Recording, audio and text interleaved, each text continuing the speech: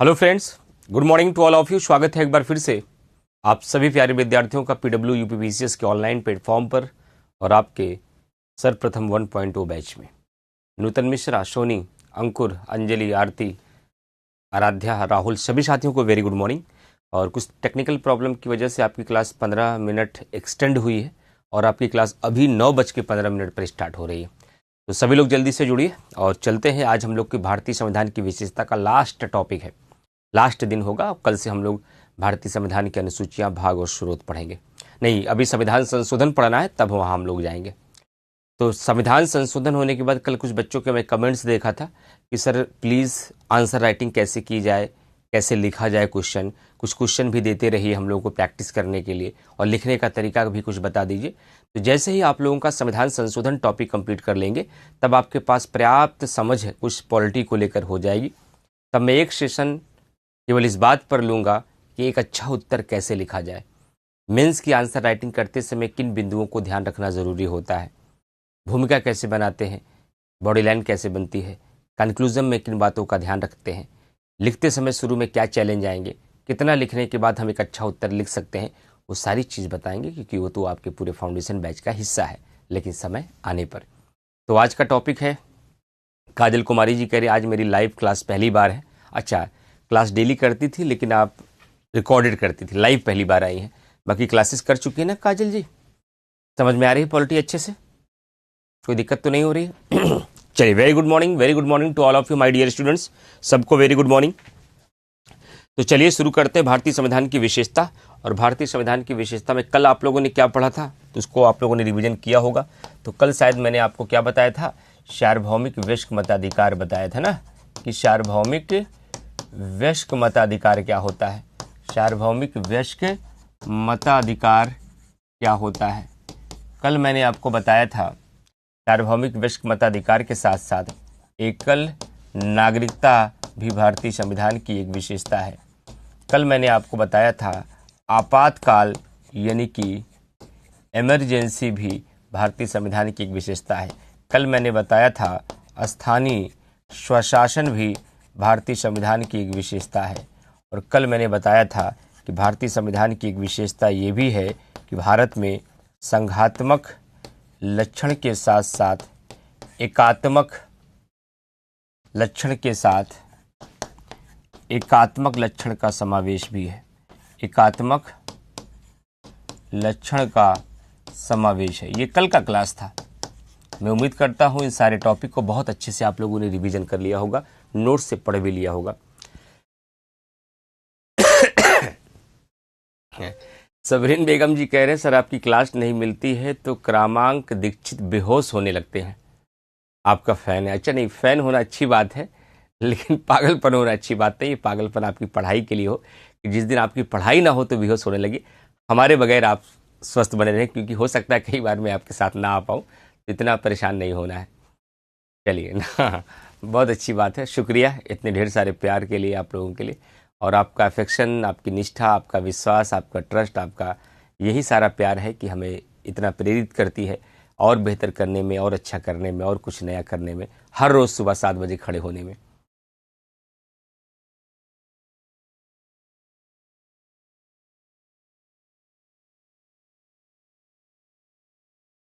ठीक है राहुल सागर, चलिए शुरुआत करते हैं सेशन की। तो ये कल का क्लास था। मैं उम्मीद कर रहा हूं कि हमारे सभी विद्यार्थियों को हमारा द्वारा जो हमारा ऑफलाइन का नोट्स है, जो मैं डिटेल में बोल के लिखवाता हूं, आपके पास है। और पूरी चीज़ों को बोर्ड वर्क के माध्यम से समझाते हुए, पूरी कहानी, पूरी स्टोरी, पूरा फैक्ट में क्लियर करते हुए चल रहा हूँ। और आज के टॉपिक कंप्लीट करने के बाद आज घटना चक्र आपको उठा लेनी है, और घटना चक्र उठा करके क्या करना है उसकी चर्चा मैं आज करूँगा आपसे। उसकी चर्चा मैं आपको करूंगा, कैसे उसका यूज़ करना है, और उसमें कोई दिक्कत आती तो मैं उसका कैसे समाधान करूंगा। कुछ इंपॉर्टेंट बिंदुओं की चर्चा मैं बीच बीच में करता भी रहूंगा, क्योंकि मुझे पता चलेंगे कि जिस टॉपिक का क्वेश्चन आप सॉल्व करेंगे, कौन कौन सा सवाल आईएएस का आपको परेशान कर सकता है। हालांकि ये बैच आपका यूपीपीसीएस का है, लेकिन मैं इस लेवल पर पॉलिटी आपको पढ़ा रहा हूँ कि यूपीएससी आईएएस के भी क्वेश्चन आप टैकल कर पाएंगे। तो मैं बताता रहूंगा कि कैसे करना है। रिया चौधरी, आप अपना कॉमेंट कर दीजिए।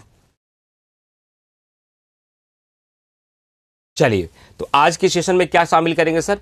आज मैं शामिल करूंगा एससी एसटी के लिए संविधान में किए गए प्रावधान, के लिए संविधान में किए गए प्रावधान, के लिए संविधान में किए गए प्रावधान, किए गए प्रावधान, एससी एसटी के लिए संविधान में किए गए प्रावधान। दूसरा और अल्पसंख्यकों के लिए संविधान में किए गए प्रावधान, अल्पसंख्यकों के लिए, ये सब मेंस के सवाल है, ध्यान रखिएगा। अल्पसंख्यकों के लिए संविधान में किए गए प्रावधान, संविधान में किए गए प्रावधान, संविधान में किए गए प्रावधान, साथ ही साथ बच्चों और महिलाओं के लिए, बच्चों और महिलाओं के लिए संविधान में किए गए प्रावधान,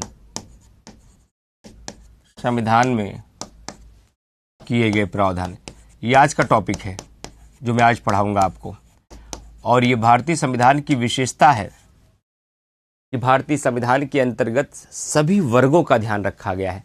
ऋचा चौधरी ने कहा, सर भारतीय संविधान में बाहर से बहुत कुछ लिया गया है, क्या भारत से भी कुछ ने कुछ लिया है? बिल्कुल लिया भाई।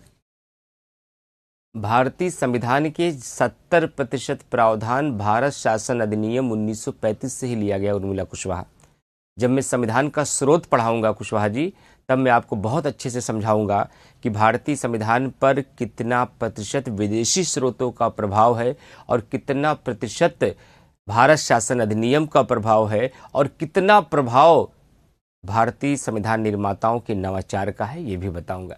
लेकिन थोड़ा धैर्य रखिए।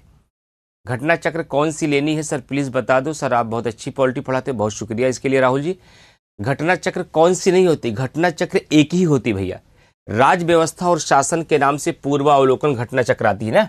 घटना चक्र जो आप लेंगे 2025 उस पर लिखा रहेगा शुरू में। मैं कल लाकर दिखा भी दूंगा, कल मैं उसको लाकर के फोटो दिखा भी दूंगा और उसके कुछ ऐसे क्वेश्चन मैं आपके साथ मैं भी सॉल्व करूंगा। जो टॉपिक मैं आपको पढ़ा दूंगा, जब मैं कहूंगा कि आज जाके आप इसको सॉल्व करो, तो मैं भी उसको जाकर आज सारे प्रश्नों को देखूंगा। फिर मैं प्रश्न देखते ही महसूस कर लूंगा कि कौन सा प्रश्न और इसमें है जो आपको परेशान कर सकता है, जिसकी भाषा आप नहीं समझ पाएंगे। ऐसे प्रश्नों की भी मैं क्लास में चर्चा खुद कर दूंगा आकर के। तो मैं अपनी तरफ से 1% भी कोई कोशिश नहीं छोड़ने वाला हूं जिससे आपका नुकसान हो जाए। बस अपने तरफ से आप 1% की कसर मत छोड़िएगा बस, ठीक है। कल दिखा दूंगा, आज मैं लेके आया भी नहीं हूं। तो उसको ऐसे होती है, इस तरीके से घटना चक्र होती है। ये देख रहे हैं, अगर यहाँ पे किताब रखी गई है, अगर आप इसको देख पा रहे हैं, ऐसे होती है घटना चक्र। देखिए यहाँ लिखा रहता है, ये दूसरी तरीके से सामाजिक विज्ञान का है, वो दूसरा ये तो मान लीजिए पीजीटी के लिए है, कोई शायद यहाँ पर रखी हुई थी, मैं उठा के दिखा दिया। मैं कल लाऊंगा तो उस पर राज व्यवस्था और शासन क्या लिखा रहता है, भारतीय राज व्यवस्था एवं शासन, भारतीय राज व्यवस्था एवं शासन, ये लिखा रहेगा ऊपर। और लिखा रहता है पूर्वावलोकन, पूर्वावलोकन घटना चक्र 2025। इसमें पॉलिटी के पिछले 25 साल के आईएएस, यूपीपीसीएस, समीक्षाधिकारी, बिहार, झारखंड, छत्तीसगढ़, एमपी, राजस्थान, हरियाणा सब के क्वेश्चन दिए रहते हैं और टॉपिक वाइज दिए रहते हैं। प्रीवियस ईयर सवाल, इसको बोलते हैं PYQ। जैसे आप टॉपरों से सुनते हैं ना कि अपनी प्रीलिम्स की तैयारी को बहुत मजबूत बनाने के लिए जरूरी है कि आप ज़्यादा से ज़्यादा PYQs लगाएं। और ज़्यादा से ज़्यादा PYQs का मतलब होता है प्रीवियस ईयर क्वेश्चन लगाएं। मैं अभी से आप विद्यार्थियों को बता दे रहा हूं, क्योंकि बहुत सारे विद्यार्थी भी बिगिनर होंगे, अपनी तैयारी की शुरुआत कर रहे होंगे। तो मैं आपको बताता हूं कि किसी भी सब्जेक्ट के किसी भी टॉपिक को पढ़ लेना एक अलग बात होती है, समझ लेना भी एक अलग बात होती है, जान लेना भी एक अलग बात होती है, दूसरों को सुना देना भी अलग बात होती है, लेकिन उसी पर आधारित क्वेश्चन सॉल्व करना सबसे अलग बात होती है। तो क्वेश्चन सॉल्व करना ही है। आपका कोई मौखिक वहां परीक्षण नहीं होगा। जब आप प्रीलिम्स का एग्जाम देने जाएंगे तो जो आप सीख कर हमसे पॉलिटी जा रहे हैं उसी पर आधारित आपसे प्रश्न पूछे जाएंगे और प्रश्नों का उत्तर आपको देना होगा। इसकी प्रैक्टिस एग्जाम देने से पहले जितना ज़्यादा आप कर लेंगे, एग्जाम में आपको इतना आसान रहेगा। कोई एक नया प्रश्न आपको मिलेगा ही नहीं। तो मैं आपको कोशिश करूंगा कि मैं जितना पढ़ाता चलूँ, मैं आपको गाइड करता हूँ, ये क्वेश्चन जाके सॉल्व करिए। कोई क्वेश्चन अगर आपका फंसता है, किसी क्वेश्चन में आपको समझ नहीं आता, तो मुझसे बताइएगा, मैं उसका समाधान करूंगा। फिलहाल पढ़ाने के बाद आपके सारे क्वेश्चन सॉल्व हो जाएंगे। न सॉल्व हो पाए तो व्याख्या जाकर पढ़ेंगे तो अपने आप क्लियर हो जाएगा। हो सकता है उसकी भाषा आप ना समझ पाए, लेकिन जब एक्सप्लेनेशन पढ़ेंगे तो आपको क्लियरिटी बढ़ती जाएगी।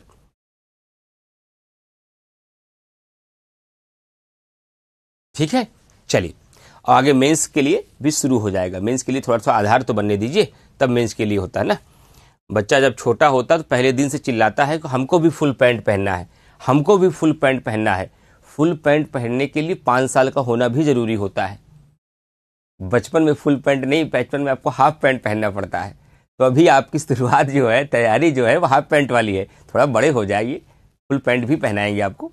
तो मतलब कि ये हुआ कि थोड़ा सा जब आप बड़े होंगे, थोड़ा आप पॉलिटी में मैच्योर होंगे, तब आंसर राइटिंग भी होगी, शुरू होगी, वो भी कराऊंगा। लेकिन थोड़ा जानकारी तो बढ़े, थोड़ा आपका ज्ञान का लेवल तो अच्छा हो जाए, तो मैं करूंगा। बाकी मेरा नोट्स बहुत अच्छे से पढ़िएगा, क्योंकि मेरा ही लिखाया गया नोट्स है, मेरी भाषा में बोला गया नोट्स है। उस नोट्स को जितना पढ़ेंगे पॉलिटी उतनी क्लियर होती जाएगी। लेकिन सबसे इंपॉर्टेंट क्या है? मेरा लेक्चर, जो मैं आपको समझाऊंगा, जो मैं बोर्ड वर्क करूंगा, जो मैं आपको उदाहरण दूंगा, एग्जाम्पल दूंगा, जो मैं स्टोरियां सुनाऊंगा, वो सबसे इंपॉर्टेंट है, ध्यान रखिएगा। वही आपके पॉलिटी को बहुत आसान बनाएगा, वही आपकी पॉलिटी को बहुत मैच्योर करेगा। ठीक है, इसलिए सबसे ज्यादा फोकस मेरे लेक्चर पर करना है, मेरी आवाज पर करना है, मेरे एग्जाम्पल्स पर करना है, मेरी स्टोरियों पर करना है, मेरे बोर्ड वर्क पर करना है। दूसरा इंपॉर्टेंट, मेरे द्वारा दिए गए नोट्स पर करना है। तीसरा इंपॉर्टेंट, घटना चक्र पर करना है। फिर चौथा इंपॉर्टेंस, प्रैक्टिस पर करना है। पांचवा इंपॉर्टेंट, टेस्ट सीरीज पर करना है। उसके बाद एक अच्छी किताब पढ़ लेना है, बस गेम हो जाएगा। हर विषय के साथ यही काम करना है आपको। और कई इतने 5-6 विषय ऐसे हैं, 5-6 विषय को ऐसे कमांड बना लीजिए, हो जाएंगे पीसीएस आप, कोई बड़ी बात थोड़ी ना है ये। चलिए, मैं आज के सेशन में सबसे पहला पॉइंट शुरू करता हूं फ्रेंड्स। अब हमारी आपकी कोई बातचीत नहीं होगी, मैं टॉपिक स्टार्ट कर रहा हूं।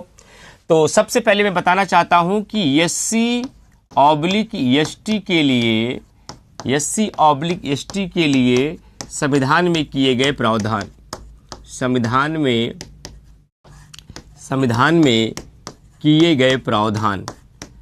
सवाल ये उठता है, अक्सर सर आप बार बार बोलते हैं, भारतीय संविधान की व्यापकता का, यानी भारतीय संविधान के बड़े होने के कारणों में एक कारण यह भी था क्योंकि भारतीय संविधान के अंतर्गत सभी वर्गों का ध्यान रखा गया था।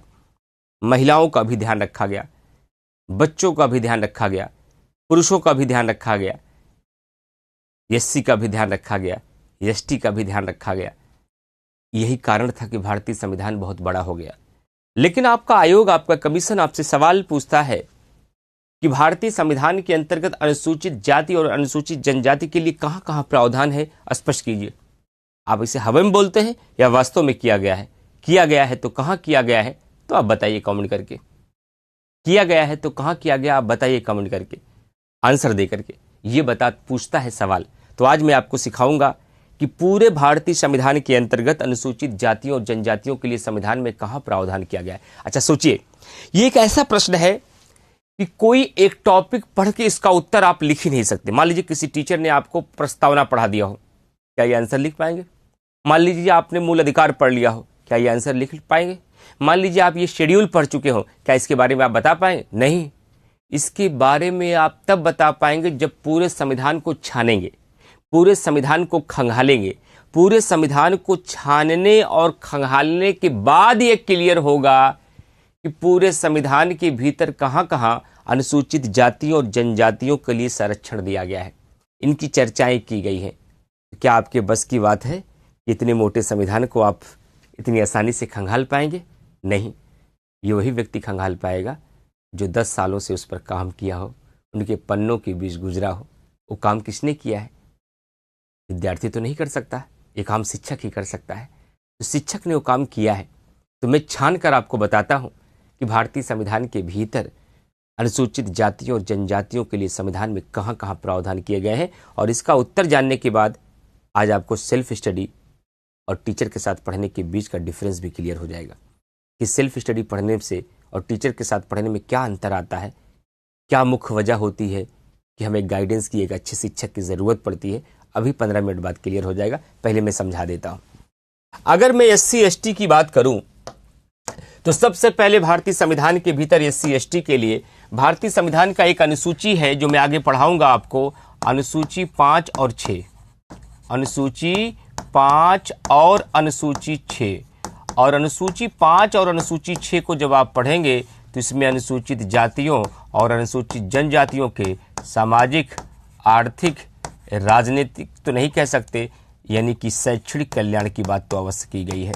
शैक्षणिक कल्याण की बात क्या, अनुसूची 5 और 6 की अगर बात हम करते हैं तो इसके अंतर्गत अनुसूचित जातियों और जनजातियों के लिए सामाजिक, आर्थिक और शैक्षणिक कल्याण की बात की गई है। और कहीं सर? हाँ, और भी की गई है।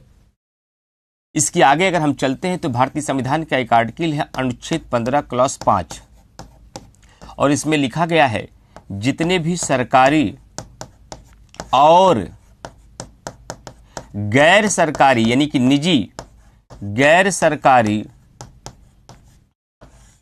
शिक्षण संस्थान हैं, जितने भी सरकारी और गैर सरकारी शिक्षण संस्थान हैं, इन शिक्षण संस्थानों में अनुसूचित जातियों और अनुसूचित जनजातियों को प्रवेश देने के लिए, एडमिशन देने के लिए कुछ स्पेशल प्रोविजंस किए जाएंगे, कुछ विशेष प्रावधान किए जाएंगे। ये बात कहाँ लिखी गई है?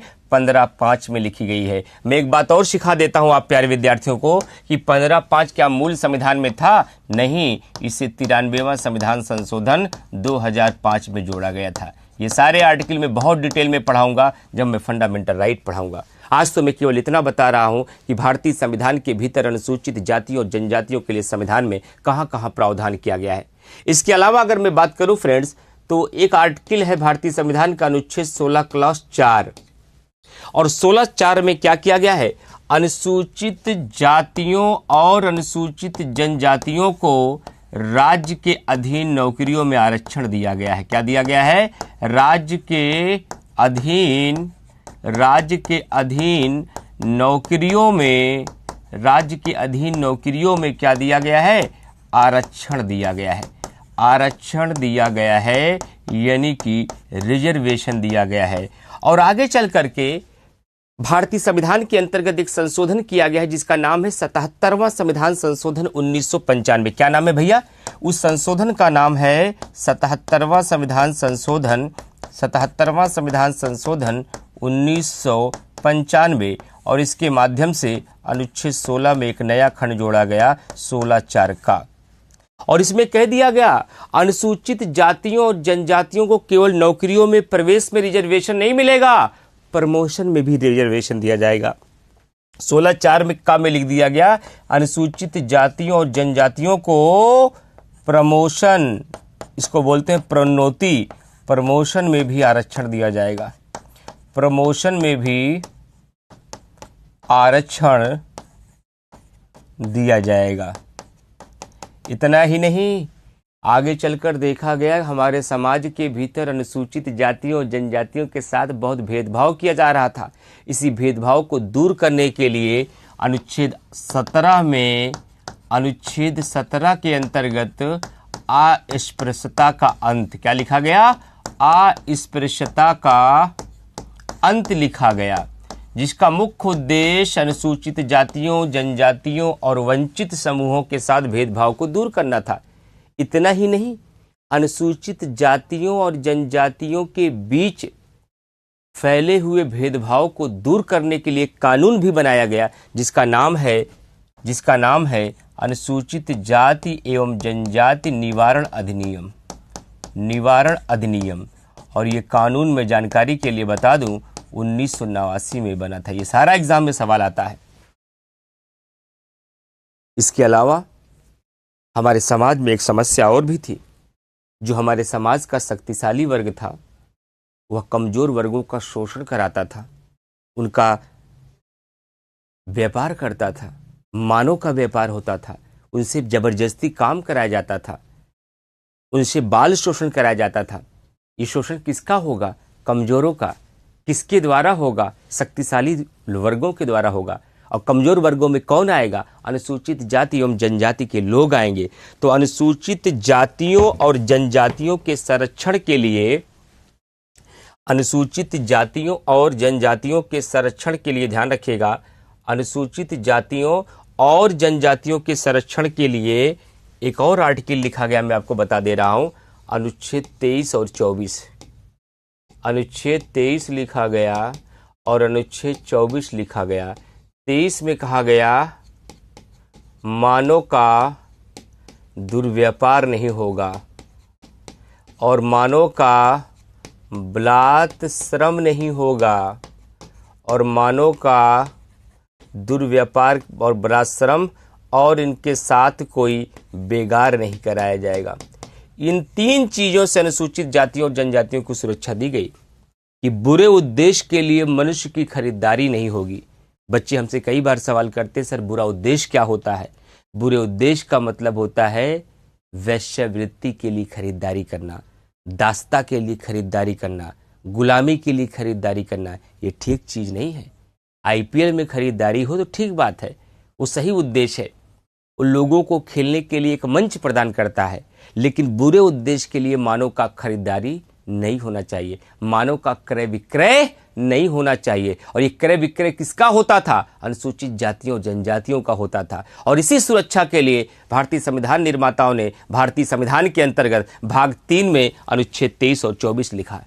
अनुच्छेद 23 में कहा गया कि मानव का दुर्व्यापार नहीं होगा, इनके साथ बलात्श्रम नहीं होगा, बगैर इच्छा से काम नहीं कराया जाएगा, इनके साथ बेगार नहीं कराया जाएगा। बेगार का मतलब होता है बगैर पैसा के जबरदस्ती काम कराना, बगैर पैसा के, बगैर भुगतान के जबरन काम कराने को बेगार कहते हैं। इंग्लिश में इसे बॉन्डेड लेबर कहा जाता है।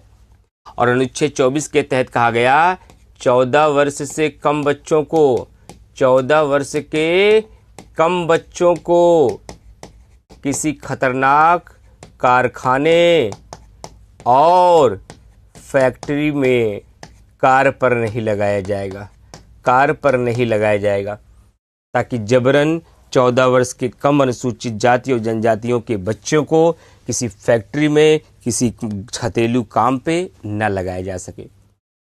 इसलिए अनुच्छेद 24 के तहत यह भी व्यवस्था किया गया। और गहरा अगर आप जानना चाहते हैं, अगर डाइजेस्ट करने की क्षमता रखते हैं, तो मैं थोड़ा एक कदम और आगे जाना चाहूंगा। यही 23 और 24 के तहत अनुसूचित जाति और जनजातियों के लिए प्रावधान तो किया गया, लेकिन ये हमारे समाज में लागू नहीं हो रहा था।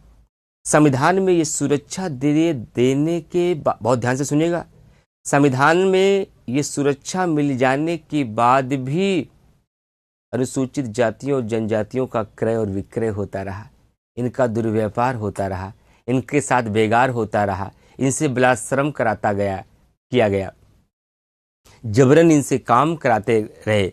और इसी सारी चीजों को लागू कराने के लिए बहुत सारे कानून बनाए गए,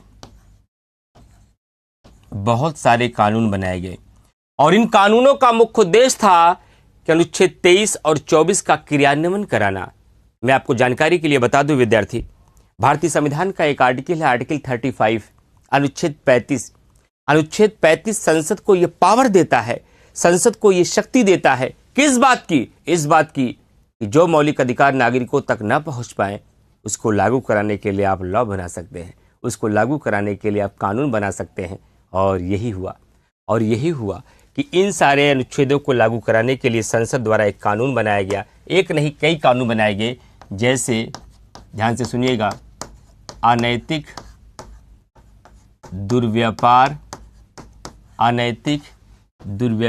अधिनियम 1956, बंधुआ मजदूरी उन्मूलन अधिनियम, बंधुआ मजदूरी उन्मूलन अधिनियम 1976, कारखाना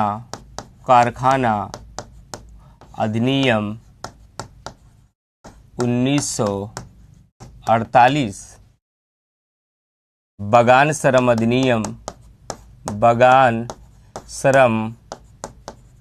अधिनियम 1951, खान का मतलब होता माइंस, खान अधिनियम 1952,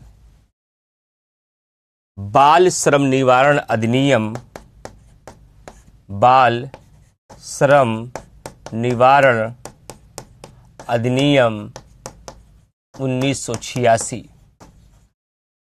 ये सारे कानून बनाए गए किसके द्वारा? संसद द्वारा, जिसका उद्देश्य क्या था? अनुच्छेद 23 और 24 को लागू कराना, जिसका मुख्य उद्देश्य था अनुच्छेद 23 और 24 को लागू कराना। ये मेंस में भी काम आएगा, ये प्री में भी काम आ जाएगा।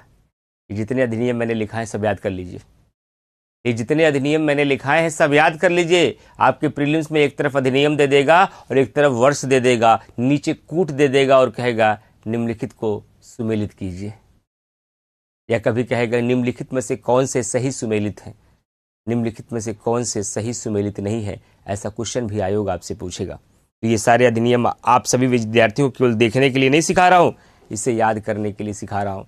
ये सारे अधिनियम आप लोगों को याद रहने चाहिए। समझ में आ गई बातें? चलिए और आगे चलता हूँ और दिखाता हूँ अनुसूचित जातियों और जनजातियों के लिए क्या प्रावधान है।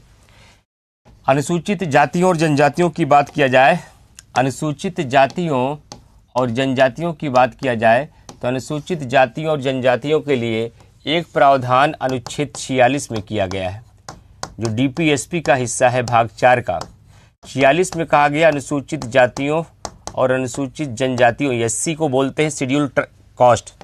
जो बच्चे अभी बेसिक हैं, जो बच्चे अपनी तैयारी की शुरुआत कर रहे हैं, उनको मैं बता देना चाहता हूँ, एससी का मतलब होता है शेड्यूल्ड कास्ट। इसी को हिंदी में बोलते हैं अनुसूचित जाति, अनुसूचित जाति। और जो एसटी होता है इसको बोलते हैं शेड्यूल्ड ट्राइब्स, शेड्यूल्ड ट्राइब्स। इसी को इंग्लिश में कहा जाता है अनुसूचित जनजाति। क्या कहा जाता है? इसी को कहा जाता है इंग्लिश में, हिंदी में अनुसूचित जनजाति। हम संक्षिप्त में शॉर्ट में एससी एसटी लिखते हैं। और अनुच्छेद 46 कहता है कि एससी एसटी के सामाजिक, आर्थिक और शैक्षणिक कल्याण कौन करेगा? राज्य करेगा। कल्याण कौन करेगा? राज्य करेगा। क्योंकि डीपीएसपी क्या है? एक निर्देश है। किसके द्वारा? संविधान सभा के द्वारा। किसको? सरकारों को। किसके लिए? हमारे और आपके लिए। लेकिन 46 में किसकी बात की गई है? केवल अनुसूचित जातियों और जनजातियों की बात की गई है। इतना ही नहीं, अगर आप संविधान को झांक कर देखेंगे तो भारतीय संविधान का एक आर्टिकल है अनुच्छेद 243 डी। और 243 डी क्या कहता है? अनुसूचित जातियों और जनजातियों को पंचायतों में जनसंख्या के अनुपात में आरक्षण दिया जाएगा। पंचायतों में जनसंख्या के अनुपात में आरक्षण दिया जाएगा, आरक्षण दिया जाएगा। इसका मतलब ये हुआ कि भारतीय संविधान ये कहता है कि जिस राज्य के भीतर अनुसूचित जाति और जनजातियों का रेशियो जितना परसेंट में होगा जनसंख्या में, उतना परसेंट उनको रिजर्वेशन भी दिया जाएगा पंचायतों में। और यही सवाल इस बार यूपीपीसीएस 2025 12 अक्टूबर को आया था। वो हमारे नोट्स में पहले से लिखा, देख लीजिए आप। यही सवाल इस बार यूपीपीसीएस 2025 में आया था और पूछा यही गया था कि अनुसूचित जातियों और जनजातियों को पंचायतों में 1/3 आरक्षण दिया गया, जो कि गलत है। 1/3 आरक्षण की बात महिलाओं को की गई है। आर्टिकल 243 डी कहता है कि अनुसूचित जातियों और जनजातियों को पंचायतों में कितना रिजर्वेशन दिया जाएगा? उनकी जनसंख्या के अनुपात में दिया जाएगा। इतना ही नहीं, और दिखाता हूं आपको अनुसूचित जातियों और जनजातियों के प्रावधान। भारतीय संविधान के अंतर्गत 2 संशोधन हुए। एक 65वां संविधान संशोधन, एक 65वां संविधान संशोधन 1990 और एक 89वां संविधान संशोधन, 89वां संविधान संशोधन 2003। 65वां संविधान संशोधन 1990 के माध्यम से अनुच्छेद 338 में, किस आर्टिकल में? अनुच्छेद 338 में एक राष्ट्रीय अनुसूचित जाति आयोग का गठन किया गया। अनुसूचित जाति आयोग का गठन किया गया, जिसका मुख्य कार्य था अनुसूचित जातियों का संरक्षण करना, उनके अधिकारों को प्राप्त दिलाना। और 89वां संविधान संशोधन 2003 के माध्यम से 338A लिखा गया और इसमें राष्ट्रीय अनुसूचित जनजाति आयोग का गठन किया गया। जनजाति आयोग का गठन किया गया और जनजाति आयोग का मुख्य कार्य क्या था कि भारतीय संविधान के भीतर जनजातियों को जो सुरक्षा दी गई है, जो अधिकार दिए गए हैं, इन सारे अधिकारों को नागरिकों को उपलब्ध कराया जाए, इन सब की पहुंच अनुसूचित जातियों तक कराई जाए, जनजातियों तक कराई जाए। इसलिए ये सारे आयोग बनाए गए हैं। तो अब आपके मेंस में अगर कभी सवाल आ जाए कि भारतीय संविधान के अंतर्गत अनुसूचित जातियों और जनजातियों को संविधान में कहाँ संरक्षण प्राप्त है, या संविधान में कहाँ स्थान दिया गया है, या संविधान में कहाँ प्रावधान किए गए हैं, तो इन सारे मुद्दों को आपको बताना होगा। कि अनुसूची 5 और 6 में इसकी चर्चा है, 15(5) में इसकी चर्चा है, 16(4) में इसकी चर्चा है, अनुच्छेद 17 में इसकी चर्चा है, अनुच्छेद 23 में इसकी चर्चा है, अनुच्छेद 24 में इसकी चर्चा है। इसी को लागू कराने के लिए इतने कानून बनाए गए हैं। इसके साथ ही साथ अनुच्छेद 46 में चर्चा है, अनुच्छेद 243D में चर्चा है, 65वां संविधान संशोधन के माध्यम से 368-38 में एक आयोग बनाया गया, 89वां संविधान संशोधन 2003 के माध्यम से 338A में एक जनजाति आयोग बनाया गया। अब आपको मुझसे सवाल पूछना चाहिए कि सर ये काम केवल मेंस में करेगा, क्या प्रीलिम्स में नहीं करेगा? मैं पूरे प्रदेश भर के विद्यार्थियों को यही सिखाना चाहता हूं, मेंस को आधार बना के पढ़ेंगे, उसके पेट में प्रीलिम्स मिलेगा, लेकिन प्रीलिम्स के पेट में मेंस कभी नहीं मिलेगा। ये ध्यान रखिएगा। जब आप मेंस को आधार बनाएंगे तो मेंस के आधार में प्रीलिम्स आपको मिलेगा, लेकिन प्रीलिम्स के पेट में मेंस का ही नहीं मिलेगा। कहिए तो मैं आपको बता दूं अब यहां से प्री के कितने सवाल बनते हैं। मैं आपकी आंखें खोलना चाहता हूं, मैं आपका दिमाग और बड़ा करना चाहता हूं, मैं आपके विचार को और सोचने पे मजबूर करना चाहता हूं कि इसी मेंस के भीतर देखिए प्री के कितने सवाल छिपे हुए हैं। दिखाता हूं आपको। अब आपको दिखाता हूं कि प्री के क्या क्या सवाल पूछे जा सकते हैं। प्री का एक सवाल पूछा जाएगा, मैं बगल हो जा रहा हूं ताकि आप देखते रहिए बोर्ड पर। प्री का एक सवाल पूछा जाएगा कि भारतीय संविधान के अंतर्गत अनुसूचित जातियों और जनजातियों का प्रावधान निम्नलिखित में से किस अनुसूची में किया गया है? अनुसूची 2 और 3 में, अनुसूची 5 और 6 में, अनुसूची 7 और 8 में, अनुसूची 9 और 10 में। तब आंसर क्या देंगे? अनुसूची 5 और 6 में किया गया है। आपसे एग्जामिनेशन में सवाल पूछा जाएगा प्रीलिम्स में, और पूछा जा चुका है कि निम्नलिखित में से किस संविधान संशोधन के माध्यम से भारतीय संविधान के अंतर्गत अनुच्छेद 15 क्लॉज 5 को जोड़ा गया? तो आप आंसर दीजिएगा 93वां संविधान संशोधन 2005 के माध्यम से। आपसे सवाल पूछा जाएगा भारतीय संविधान के किस आर्टिकल में सरकारी और गैर सरकारी शिक्षण संस्थानों में अनुसूचित जातियों और जनजातियों के लिए विशेष प्रावधान किया गया है? तो आप आंसर दीजिएगा 15(5) में। आपसे परीक्षा में सवाल पूछा जाएगा एससी को 15%, एसटी को 7.5% रिजर्वेशन भारतीय संविधान के किस आर्टिकल के तहत दिया गया? 16(4) में दिया गया। आपसे सवाल पूछा जाएगा कि निम्नलिखित में से किस संविधान संशोधन के माध्यम से भारतीय संविधान के अंतर्गत 16(4) का को जोड़ा गया? तो आप आंसर दीजिएगा 77वां संविधान संशोधन 1995 के माध्यम से। आपसे सवाल पूछा जाएगा अनुसूचित जातियों और जनजातियों के लिए नौकरियों में प्रमोशन का आरक्षण का प्रावधान किस आर्टिकल में है? तो आप आंसर दीजिएगा 16(4) का में है। जब आपसे पूछा जाएगा अस्पृश्यता का अंत का प्रावधान किस आर्टिकल में है? तो आप आंसर देंगे अनुच्छेद 17 में है। जब आपसे पूछा जाएगा अनुसूचित जाति एवं जनजाति निवारण अधिनियम कब बनाया गया? तो आप आंसर देंगे 1989 में। जब आपसे पूछा जाएगा मानव का दुर्व्यापार, बलात्श्रम और बेगार की चर्चा कहाँ है? तो आप आंसर देंगे अनुच्छेद 23 में। जब आपसे पूछा जाएगा कि 14 वर्ष से कम आयु के बच्चों को किसी खतरनाक कारखाने और फैक्ट्री में कार्य से निषेध किया गया है? तो आप आंसर देंगे अनुच्छेद 24 में। जब आपसे पूछा जाएगा अनैतिक दुर्व्यापार अधिनियम, बंधुआ मजदूरी उन्मूलन अधिनियम, कारखाना अधिनियम, बगान श्रम अधिनियम, खान अधिनियम, बाल श्रम निवारण अधिनियम कब बनाया गया? तब यहीं से आपको उसका प्रीलिम्स का आंसर मिलेगा। आपसे पूछा जाएगा निम्नलिखित में से किस डीपीएसपी में अनुसूचित जातियों और जनजातियों के लिए प्रावधान किया गया है? तो आपको आंसर देना होगा अनुच्छेद 46 में। आपसे पूछा जाएगा पंचायती राज व्यवस्था और स्थानीय स्वशासन में अनुसूचित जातियों और जनजातियों का आरक्षण का प्रावधान भारतीय संविधान के किस आर्टिकल में है? तो आपको आंसर देना होगा 243D में है। जब आपसे पूछा जाएगा अनुच्छेद 243D के अनुसार अनुसूचित जातियों और जनजातियों को नौकरियों में कितना प्रतिशत आरक्षण दिया गया है? तब आप आंसर देंगे यहाँ प्रतिशत की बात नहीं की गई है, यहाँ अनुपात की बात की गई है। जब आपसे पूछा जाएगा राष्ट्रीय अनुसूचित जाति आयोग का प्रावधान किस आर्टिकल में है, तो आंसर दीजिएगा 338 में है। जब आपसे पूछा जाएगा कि राष्ट्रीय अनुसूचित जनजाति आयोग का प्रावधान किस आर्टिकल में है, तो आप आंसर देंगे अनुच्छेद 338A में है।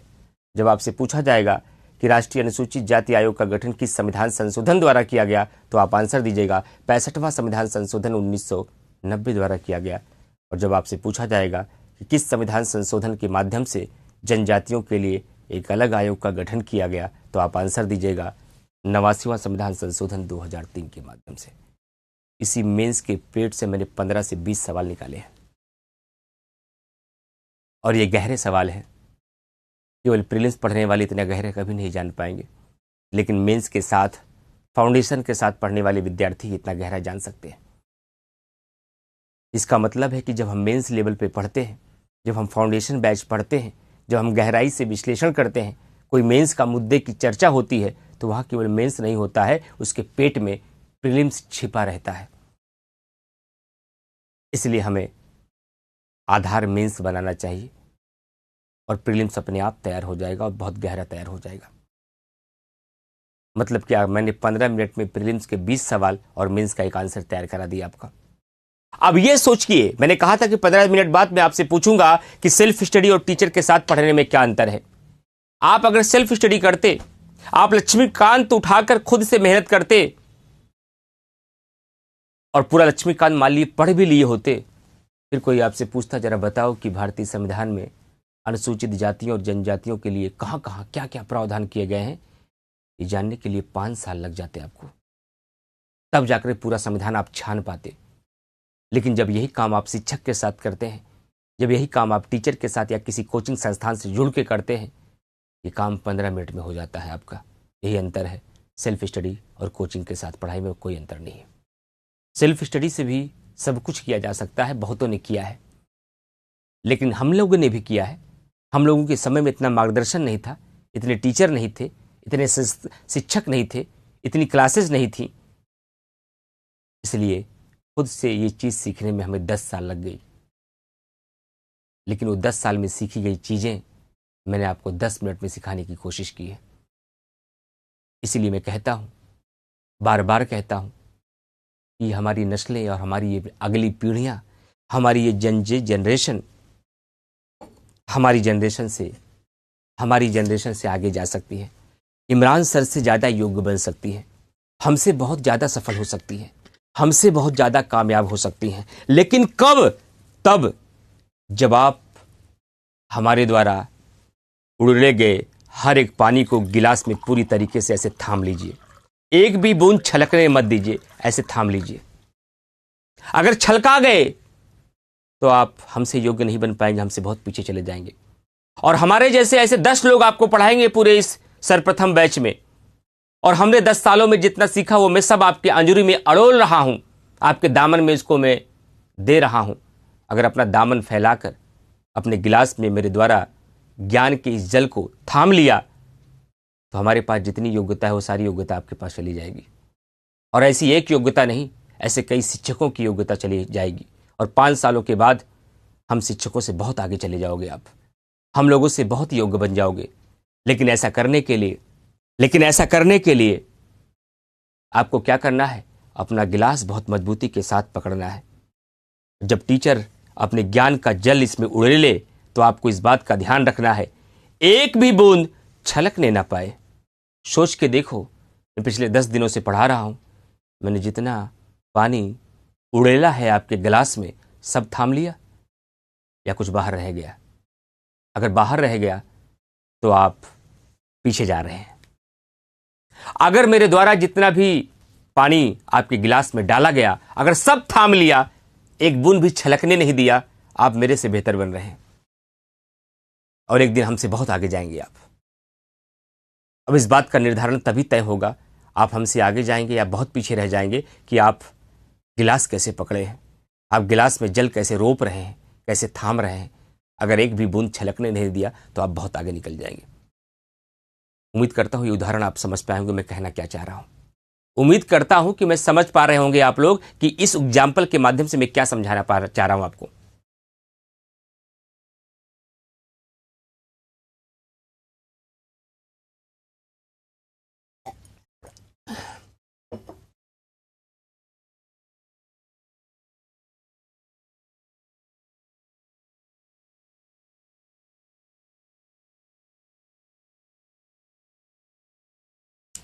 समझ पाए आप लोग? बस यही करना, कुछ नहीं करना है। आप बहुत सौभाग्यशाली लोग हैं कि आपके माता पिता ने, आपके पेरेंट्स ने, आपके भाई ने या आपके गार्जियन ने आपको मार्गदर्शन करने का अवसर मिला, आपको एक कोचिंग संस्थान से जोड़ा, आपके लिए इतने पैसे खर्च किए कि आप अच्छे शिक्षकों के पास पहुंच पाए।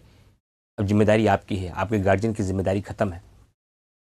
अब आपका काम है कि आप अच्छे से पढ़ें, अच्छे से तैयार करें, टीचर के द्वारा समझाया गया 100% एकदम आत्मसात करें, और ऐसा करते चले जाएं तो आप बहुत अच्छे बन जाएंगे। तो ये SC ST का प्रावधान है। अगर यही काम आप अकेले करते, शायद ये सीखने में आपको बहुत वक्त लगता, लेकिन मैंने 10 से 15 मिनट में पूरा संविधान छान के दिखा दिया कि SC ST के लिए संविधान में कहाँ प्रावधान किया गया है, और मेंस का एक सवाल भी तैयार करा दिया, और कम से कम 15 से 20 प्रीलिम्स के क्वेश्चन भी तैयार करा दिए।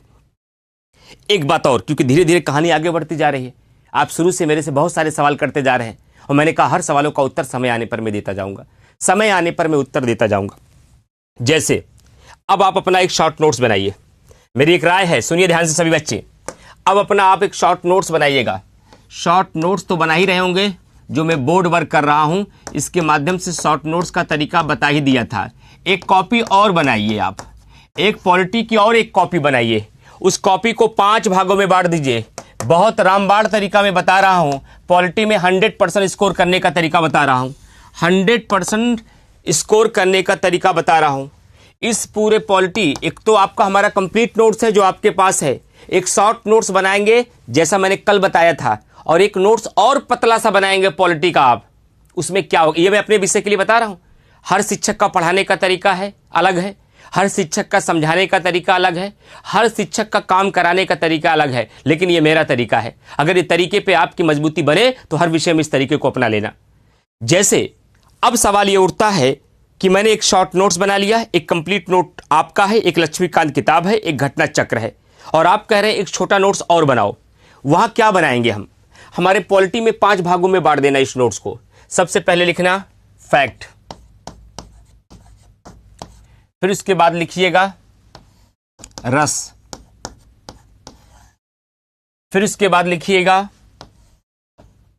अंधा मोड़, फिर इसके बाद लिखिएगा अपवाद। पूरे पॉलिटी को 5 भागों में, 4 भागों में बांट लेना है। एक फैक्ट, एक रस, एक अंधा मोड़ और एक अपवाद, एक्सेप्शन, जो आपको एक्सेप्शन के रूप में दिखाई देगा। क्या? जो आपको एक्सेप्शन के रूप में दिखाई देगा। अब फैक्ट के अंतर्गत क्या आएंगे? फैक्ट के अंतर्गत हम क्या लिखेंगे सर? जितने भी पॉलिटी को पढ़ाते समय मैं अनुच्छेद लिखूंगा, आर्टिकल, उस सारे अनुच्छेद को आप फैक्ट में लिखेंगे।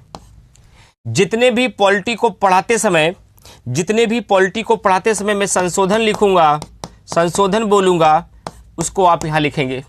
जितने भी पॉलिटी को पढ़ाते समय मैं कथन बोलूंगा, उसको आप यहां नोट करेंगे।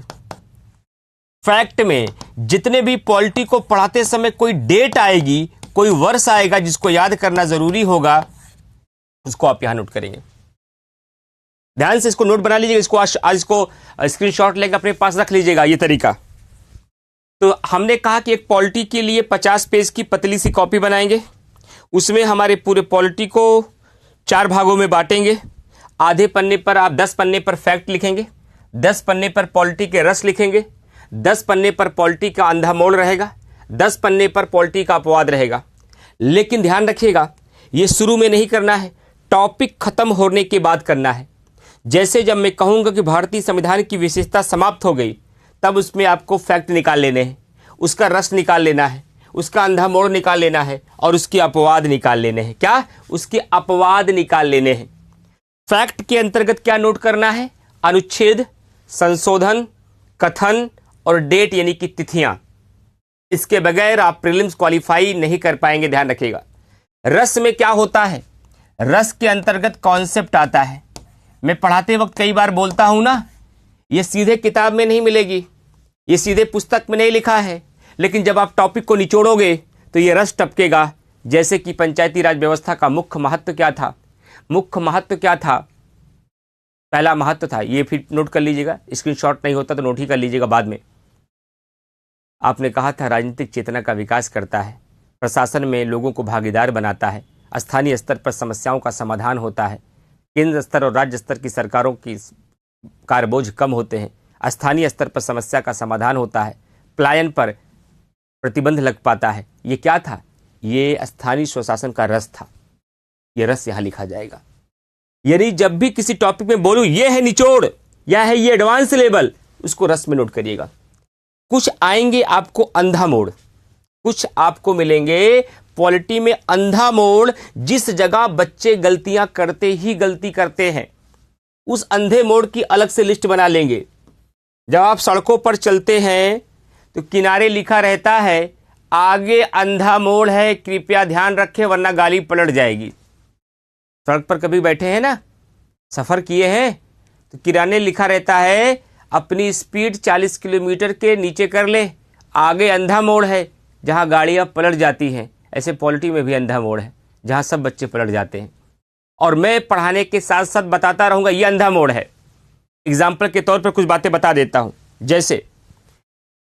जैसे आप पढ़ते हैं अनुसूची 2 में वेतन है, अनुसूची 3 में शपथ है। समय के साथ साथ आप भूल जाएंगे कि 3 में वेतन है, 4 में शपथ है। ये अंधा मोड़ है। यहाँ गाड़ियाँ फिसलती हैं, यहाँ गलतियाँ होती हैं, तो अंधा मोड़ यहीं पर नोट होगा, ताकि जहाँ से गलती होती है वो भविष्य में आपसे गलती ना हो। कैसे पता कि लोग यहाँ गलती करते हैं? 10 साल से पढ़ा रहा हूँ, ऐसे 10 लाख बच्चों को पढ़ा चुका हूँ मैं, तो मुझे पता है कि बच्चे कहाँ कहाँ गलती करके आते हैं, कहाँ कहाँ लोगों की गाड़ियाँ पलटी हैं, कहाँ कहाँ अच्छे अच्छे ड्राइवर का एक्सीडेंट हो गया है। अगर मेरा कहा मानेंगे तो आपकी गाड़ी नहीं पलटने दूंगा मैं। अगर मेरा कहा मानेंगे और मेरे तरीके से चलेंगे, मैं आपकी गाड़ी नहीं पलटने दूंगा, बचा ले जाऊंगा आपको। जो माने हैं उनकी नहीं पलटी, और जो मुझे हल्के में लिए पलट गई है। इसलिए अंधा मोड़ में मैं जो पॉइंट बताऊंगा आपको, अपराध के संबंध में संरक्षण 20 में है, गिरफ्तारी के संरक्षण 22 में है, लेकिन ये दोनों अंधे मोड़ हैं। अपराध वाला गिरफ्तारी में चला जाता है, गिरफ्तारी वाला अपराध में आता है, 20-22 में चला जाता है, 22-20 में आ जाता है। भारत के भीतर आबाद संचरण 19 में है, विदेश यात्रा का अधिकार 22 में है। यह अंधा मोड़ है। बच्चे 19 और 21 में फंस जाते हैं। ऐसे पूरी पॉलिटी में कम से कम 150 अंधे मोड़ हैं। और आयोग यहीं पर इतराता है, आयोग यहीं पर गुरूर करता है, पढ़ो बेटा, कहां से पढ़ के आओगे, ऐसा ऐसा टॉपिक है मैं फंसा लूंगा। और मैं पिछले 10 सालों से ही ऑब्जर्व कर रहा हूं कहां कहां फंसाओगे मेरे बच्चों को। वो सारे अंधे मोड़ों की मैंने लिस्ट बना ली है, वो सारे अंधे मोड़ों की मैंने तैयारी कर ली है, और मैं अपने हर विद्यार्थी को सिखा देता हूं। तैयार रहना। आयोग यहां बहुत अपने आप को प्राउड फील करता है। आयोग यहां आपको फंसाने की कोशिश करेगा, आप पहले से तैयार रहना ऐसी गेंदों का सामना करने के लिए, तो आपको आउट नहीं कर पाएगा आयोग। अंधा मोड़ आपके लिए बहुत मायने होगा। और ऐसे कुछ अपवाद में बताऊंगा, एक्सेप्शन बताऊंगा, जो आपके लिए बहुत इंपॉर्टेंट होगा। और आयोग का सारा मैं 20 साल का पेपर अगर एनालिसिस करूं तो मैं देखता हूं आयोग या बच्चों को फैक्ट में फंसाता है, या रस में फंसाता है, या अंधा मोड़ में फंसाता है, या अपवाद में फंसाता है, और बच्चे पूरा विषय पढ़ के जाते हैं और यही चारों जगह से क्वेश्चन गलत करके आते हैं। इसलिए किसी भी शिक्षक नहीं कह सकता, लेकिन कैसी भी पढ़ाई करके बच्चे जाते हैं, लेकिन 25 क्वेश्चन में 15 क्वेश्चन पार करते हैं, उनकी हालत खराब हो जाती है, क्योंकि वो पॉलिटी पढ़ के जाते हैं। वो फैक्ट पर कमांड करके नहीं जाते, वो कॉन्सेप्ट पर कमांड करके नहीं जाते, वो रस को पी के नहीं जाते, वो अंधे मोड़ को देख के नहीं जाते, वो अपवाद को जानकर नहीं जाते, क्योंकि किसी ने बताया नहीं, या खुद से आपने पढ़ा नहीं, या तो किसी ने आपको बताया नहीं, या तो आपने खुद से पढ़ा नहीं। इसलिए वो आपकी सारी चीजें छूट जाती है। अपवाद कैसे होता है सर, बता दीजिए। अपवाद कैसे होता है? अगर इसमें कोई मैच्योर बच्चा है, अगर इसमें कोई अच्छा बच्चा है जो 2-3 सालों से पीसीएस का एग्जाम दे रहा होगा, वो समझ जाएगा अपवाद क्या होता। मैं एग्जाम्पल दे रहा हूं। हाईकोर्ट के न्यायाधीशों को वेतन राज्य की संचित निधि से मिलता है, लेकिन उनको पेंशन भारत की संचित निधि से मिलता है। यह अपवाद है। 5 बार सवाल आया है, ये 5 बार सवाल आया है। राज्य लोक सेवा आयोग के अध्यक्ष एवं सदस्यों की नियुक्ति राज्यपाल करता है, लेकिन हटाता राष्ट्रपति है। अपवाद है। 10 बार पूछा गया है। सभी महत्वपूर्ण पदाधिकारियों के शपथ का प्रारूप अनुसूची 3 में है, लेकिन राष्ट्रपति, राज्यपाल और उपराष्ट्रपति के शपथ का प्रारूप अनुसूची 3 में नहीं है। यह अपवाद है। 20 बार सवाल पूछा गया है।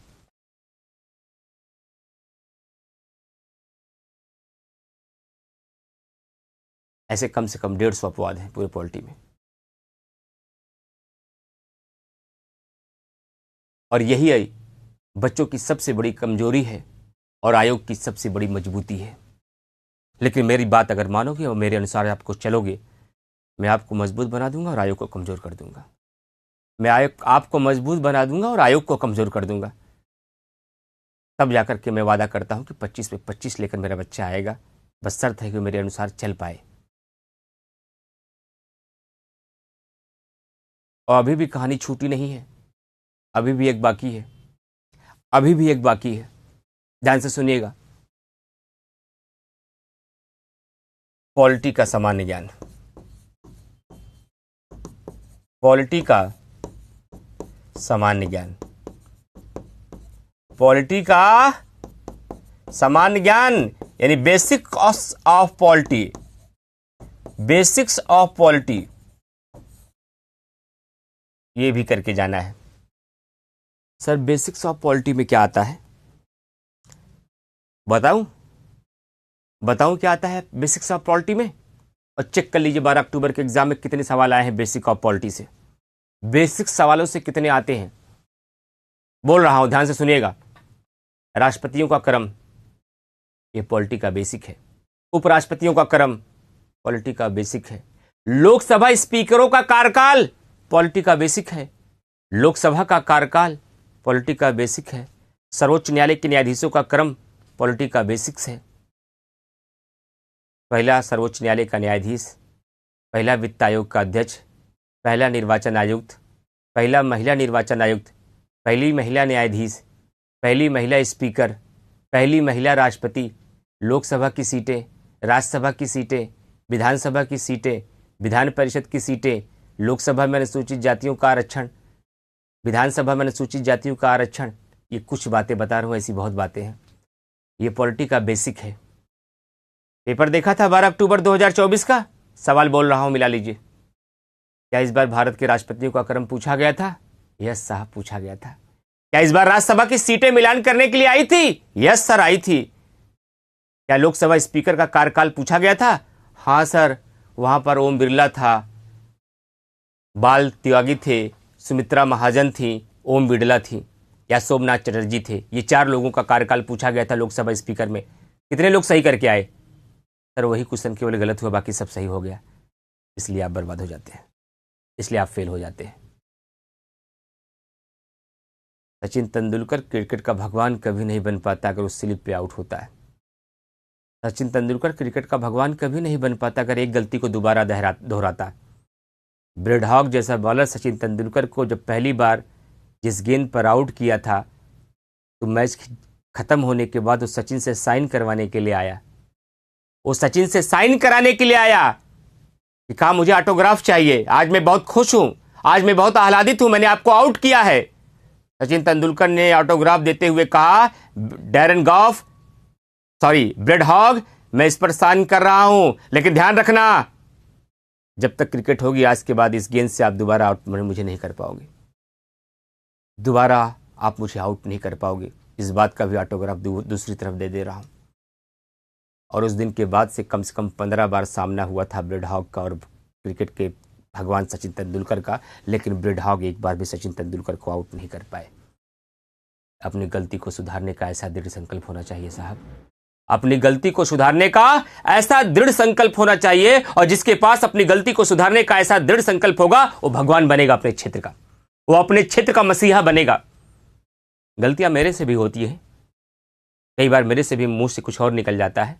कई बार मैंने भी किसी टॉपिक को पढ़ाते समय लगा कि मैं असहज महसूस कर रहा हूं, लेकिन जहां जहां मैंने गलतियां हुई वहीं वहीं कसम खाई, दोबारा भारत में मेरे से अच्छा ये कोई नहीं कराएगा। तब जाकर शायद थोड़ा बहुत कुछ सीख पाया। मैं तो अपने मुंह से नहीं कहूंगा कितना सीख पाए, तो भारत की जनता और भारत के विद्यार्थी तय करेंगे मैं कैसा पढ़ा रहा हूं। लेकिन शायद अब महसूस हो रहा है कि इतनी सारी गलतियों को सुधारने के बाद, अपनी गलती को स्वीकार करके उसे सही करने की इतनी प्रतिबद्धता के बाद, शायद थोड़े बहुत स्थान इस भारत में बना पाया। ये सारी बातें मैं क्यों सुना रहा हूं आपको? क्योंकि यही वो गलतियां हैं जिसकी वजह से लाखों विद्यार्थी के बीच केवल 1000 लोगों का चयन होता है। पढ़ते हैं लाखों विद्यार्थी, मेहनत करते हैं लाखों विद्यार्थी, कई लाख लोग एग्जाम में बैठते हैं, लेकिन सिलेक्शन केवल 1000 का होता है, क्योंकि सारे बच्चे इसी गलती का शिकार होते हैं। तो पॉलिटी में 100% स्कोर लाने के लिए ये काम करना है। पूरी पॉलिटी पढ़ने के साथ फिर देखना कि आयोग कहां फंसा के लाता है आपको। क्या क्या करना है? पॉलिटी के फैक्ट की लिस्ट बनानी है, पॉलिटी के सामान्य ज्ञान की लिस्ट बनानी है, पॉलिटी के रस की लिस्ट बनानी है, पॉलिटी के अंधा मोड़ की लिस्ट बनानी है, पॉलिटी की अपवाद की लिस्ट बनानी है। कब बनाना है? जब कोई टॉपिक समाप्त हो जाए। तो मैं बीच बीच में बताता रहता हूं, इतना ज्ञान आपको समय के साथ हो जाएगा कि भारत आज हमारे सर ने ये टॉपिक समाप्त कर दिया। इसमें कितने फैक्ट की चर्चा हुई, इसमें कितने सामान्य ज्ञान आए, इसमें कितने, जरूरी नहीं आए, हो सकता सामान्य ज्ञान नहीं आए, इसमें कितने रस आए, इसमें कितने अंधे मोड़ आए, कितने अपवाद आए, उसकी अलग से लिस्ट बनाओ। तो जब पूरी पॉलिटी को तैयार होने का गुरूर आपको आ जाए तो बार बार इसी को चेक करना कि ये सारी चीज़ें हमारी मजबूत है या नहीं। ये मजबूत है तो आपकी पॉलिटी मजबूत है, ये कमज़ोर है तो आपकी पॉलिटी खोखली है। मैं सब बताता चलूंगा, मेरी तरफ से कोई चिंता मत करिए, आप चिंता अपनी तरफ की करिए बस केवल आप, हमारी तरफ से कोई चिंता, मैं सब बताता चलूंगा, अपवाद, अंधे मोड़, रस, फैक्ट, बेसिक सब बताता चलूंगा। आपका काम है इसको तैयार करते चलना, अपनी लिस्ट बनाते रहना। और जब बैच खत्म होगा बुलाऊंगा प्रयागराज आप विद्यार्थियों को, आइए मिलना है तो आइए प्रयागराज आप लोग, और देखूंगा आपकी कॉपी में क्या बनाया है, फैक्ट में क्या बनाया है, अंधे मोड़ में क्या बनाया है, बेसिक में क्या बनाया है, रस में क्या बनाया है, अपवाद में। और केवल बनाना नहीं है, डाइजेस्ट कर जाना है इसे। और ऐसा हर विषय में कर गए ना यार, चिल्लाओगे ऐसे विराट कोहली की तरह, मार रहा हूं शतक, दम हो तो रोक लो। आप लोग कहते विराट कोहली बहुत चिल्लाता है, ऐसे नहीं चिल्लाता है, कॉन्फिडेंस है अपने काम पे तब चिल्लाता है वो। और आप भी चिल्लाओगे, हम भी तो चिल्ला ही रहे हैं ना, 25 से 25 करा दूंगा। कई बार लगता होगा अतिशयोक्ति है, हाइपरबोलिक है, भौकाल है। भौकाल नहीं है साहब, भरोसा है अपने काम पर, इसलिए चिल्लाता हूँ। कॉन्फिडेंस ऐसे नहीं आता है, कॉन्फिडेंस तभी आता है जब आपके पास वो दम होता है, आपकी ताकत होती है। और मैं आपको उसी लेवल पे ले जाना चाहता हूँ, आप सभी विद्यार्थियों को, कि इस तरीके से पॉलिटिक्स सिखा के विदा करो कि चिल्लाओ आयोग के सामने, दम हो तो मुझे फंसाओ, लेकिन बस मेहनत करना पड़ेगा। ठीक है, चलिए अगला मुद्दा समझाता हूं। SC ST हो गया, और बच्चों और अल्पसंख्यकों के लिए संविधान में किए गए प्रावधान। अब लास्ट पॉइंट चल रहा, सेकंड लास्ट पॉइंट चल रहा, आज टॉपिक समाप्त हो जाएगा आपका। कल से नया टॉपिक शुरू होगा, संविधान संशोधन। कल से नया टॉपिक शुरू होगा, संविधान संशोधन। अल्पसंख्यकों के लिए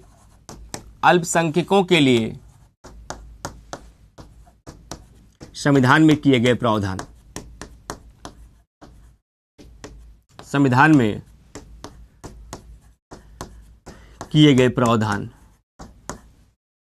अल्पसंख्यकों के लिए संविधान में किए गए प्रावधान। अल्पसंख्यकों के लिए संविधान में किए गए प्रावधान। भारतीय संविधान के अंतर्गत अल्पसंख्यक के लिए क्या क्या प्रावधान किया गया है?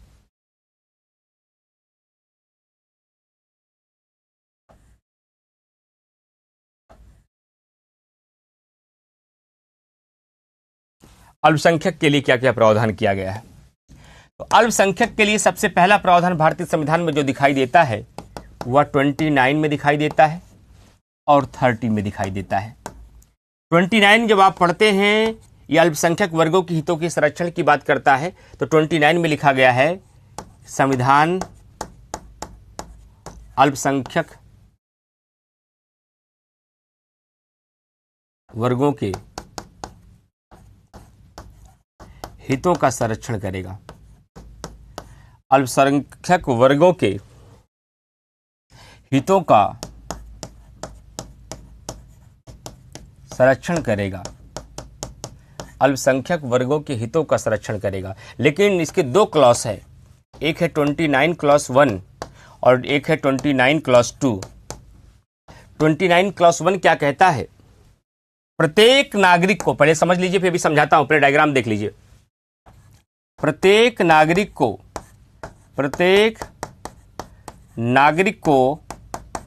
अपनी भाषा,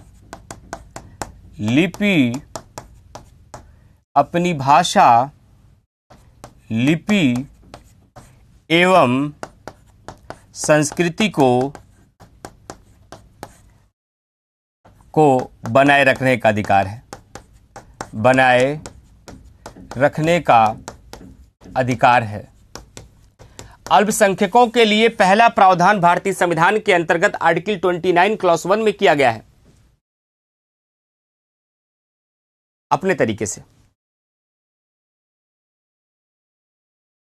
मतलब कि एक कॉपी लीजिए दीपा, उसके पहले पन्ने पे लिखिएगा फैक्ट, पॉलिटी के फैक्ट, उसके लिए 10 पेज छोड़ दीजिएगा। फिर 10 पेज के आगे एक बड़ा पेज लीजिए, उसमें लिखिएगा पॉलिटी के बेसिक्स, फिर 10 पेज छोड़ दीजिए। फिर उसके आगे एक पेज लिखिएगा, उसमें लिखिएगा पॉलिटी के रस। इसी तरीके से पूरी कॉपी को 50 पन्नों के बीच 10-10 पेज करके बांट दीजिए, और जिसमें जो हिस्सा आए उसको उसी हिस्से में डालते रहिए।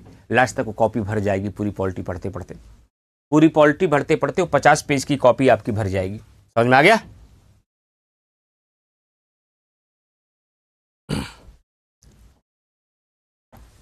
चलिए, तो मैंने क्या कहा, आर्टिकल 29 क्या कहता है? आर्टिकल 29(1) कहता है कि अल्पसंख्यक वर्गों का हितों का संरक्षण होगा। और 29 क्लॉज 1 में लिखा गया प्रत्येक नागरिक को, यानी देश के हर एक नागरिक को अपनी भाषा जिसमें वह बोलता है, अपनी लिपि जिसमें वह लिखता है, अपनी संस्कृति, संस्कृति का मतलब संस्कृत भाषा नहीं, संस्कृति का मतलब होता है बेटा कल्चर। संस्कृति का मतलब होता है कल्चर। कल्चर का मतलब जीवन पद्धति। जीवन पद्धति का मतलब रहन सहन, खान पान, वेशभूषा, त्योहार, गायन, वादन, महोत्सव, इसको बोलते हैं कल्चर। तो हमारे देश के किसी भी व्यक्ति का जो कल्चर, किसी भी नागरिक का जो कल्चर है, जो उसकी भाषा है, जो उसकी लिपि है, उससे उसे कोई भी माई का लाल वंचित नहीं कर सकता है। इस प्रकार से हमारे देश के भीतर अल्पसंख्यक का मतलब होता है माइनॉरिटी, जो संख्या में कम है, उनको सुरक्षा दी गई है, उनको सुरक्षा दी गई है।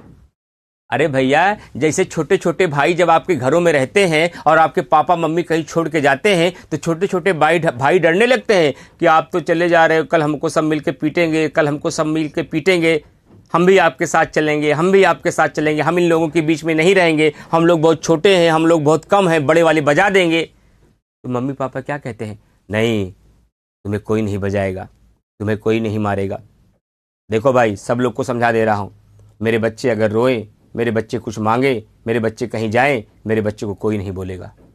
तब बच्चों को भरोसा हो जाएगा, अब मैं मम्मी पापा के बिना भी रह सकता हूँ। वरना अल्पसंख्यकों को बहुसंख्यक से खतरा होता है। और हमारा देश जब आज़ाद हुआ तो भारतीय संविधान निर्माताओं को सबसे बड़ा खतरा यही था कि माइनॉरिटीज की सुरक्षा कैसे की जाए, अल्पसंख्यकों की सुरक्षा कैसे की जाए। यदि अल्पसंख्यकों की सुरक्षा नहीं की गई, हमारे देश का जो माइनॉरिटीज है अगर अपने आप को असुरक्षित महसूस करेगा, तो कल ये भारत छोड़ के चला जाएगा और एक नया पाकिस्तान बनेगा। कोई भाषा के, आज संप्रदाय के आधार पर भारत का विभाजन हुआ और नया पाकिस्तान बना है, कल भाषा के आधार पर भारत का विभाजन हो जाएगा, कल खान पान के आधार पर भारत का विभाजन हो जाएगा, कल त्योहारों के आधार पर भारत का विभाजन हो जाएगा और पूरा भारत खंडित हो जाएगा। इसलिए संविधान निर्माताओं ने कहा, हमें संविधान के द्वारा ही अल्पसंख्यकों को सुरक्षा की गारंटी देनी होगी। और ये गारंटी हमने अगर अल्पसंख्यकों को नहीं दिया तो इनके अंदर खतरा उत्पन्न होगा, और खतरा उत्पन्न होगा, ये देश छोड़ के चले जाएंगे और भारत का एक और विभाजन हो जाएगा।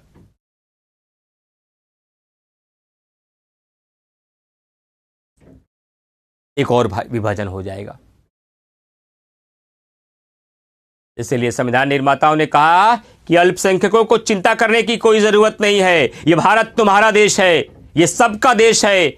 तुम संख्या में चाहे इतने से हो, लेकिन तुम्हारे ऊपर किसी भी प्रकार का कोई खतरा नहीं होगा। हम संविधान के माध्यम से तुम्हें सुरक्षा की गारंटी देंगे। तुम जो खाते हो खाओ, तुम जो पहनते हो पहनो, तुम्हारी जो पूजा पद्धति है वैसे पूजा करो, तुम्हारा जो रहन सहन है वैसे रहो, तुम्हारी जो भाषा है वैसे बोलो, जो तुम्हारी शैली है वैसे तुम लिखो। कोई भारत का व्यक्ति तुम्हें इस भाषा से, इस लिपि से, इस संस्कृति से वंचित नहीं करेगा। हम सुरक्षा देते हैं। तब भारत के अल्पसंख्यकों ने कहा, हम भारत में रहेंगे, हम भारत छोड़ के नहीं जाएंगे, हम भारत छोड़ के नहीं जाएंगे। नहीं, क्लास चल रही एकता शाही। और आर्टिकल 29 क्लॉज 2 में अल्पसंख्यकों के लिए कहा गया कि जो राज्य द्वारा वित्त पोषित शिक्षण संस्थान होंगे, किसके द्वारा? जो राज्य द्वारा वित्त पोषित शिक्षण संस्थान होंगे, वहां पर किसी भी अल्पसंख्यक को धर्म के आधार पर, जाति के आधार पर, वंश के आधार पर, भाषा के आधार पर प्रवेश से वंचित नहीं किया जाएगा। यह बात भी आर्टिकल 129 क्लॉज 2 में लिखी गई। सर, ये राज्य द्वारा वित्त पोषित का मतलब क्या होता है? अरे सरकारी विद्यालय, हाँ, समझ गए। जितने भी सरकारी विद्यालय होंगे, उन सरकारी विद्यालयों में किसी भी व्यक्ति को, किसी भी नागरिक को भाषा के आधार पर, जाति के आधार पर, धर्म के आधार पर, वंश के आधार पर प्रवेश से वंचित नहीं किया जाएगा। प्रवेश पर वंचित नहीं किया जाएगा। किसी भी व्यक्ति को प्रवेश से वंचित नहीं किया जाएगा। इस बात को ध्यान रखिएगा, ताकि अल्पसंख्यकों को भी पढ़ने लिखने का पूरा अवसर मिले, उन्हें भी शिक्षित होने का पूरा अवसर मिले। क्योंकि ये हमारे संविधान निर्माता जानते थे, किसी भी समाज को, किसी भी वर्ग को खोखला करने का सबसे बेहतर तरीका होता है उसे अशिक्षित कर दो, और किसी भी वर्ग को, किसी भी व्यक्ति को मजबूत करने का सबसे अच्छा तरीका होता है उसे शिक्षित बना दो। तभी डॉक्टर बाबा साहब भीमराव अंबेडकर जी ने कहा कि शिक्षा वो शेरनी का दूध है जो जितना पिएगा उतना दहाड़ेगा। आप किस जाति के हैं, किस धर्म के हैं, किस वर्ग से हैं, किस परिवार से हैं, किस राज्य से हैं, कुछ मायने नहीं रखता है। मायने ये रखता है आप योग्य कितना है, आप शिक्षित कितना है, आप ज्ञानी कितना है। अगर आप शिक्षित होंगे तो पूरे भारत को आपको सुनना होगा, आप शिक्षित होंगे तो पूरे देश को आपको सुनना होगा। तो ऐसा बनो कि पूरा देश आपके सामने नतमस्तक हो जाए, पूरा देश आपको सुनने के लिए तैयार हो जाए, पूरा देश आपका सम्मान करे। और ऐसा केवल तब होगा जब आप शिक्षित होंगे। इसलिए संविधान निर्माताओं ने कहा कि अल्पसंख्यक वर्गों की शिक्षा का भी पूरा ध्यान दिया जाएगा।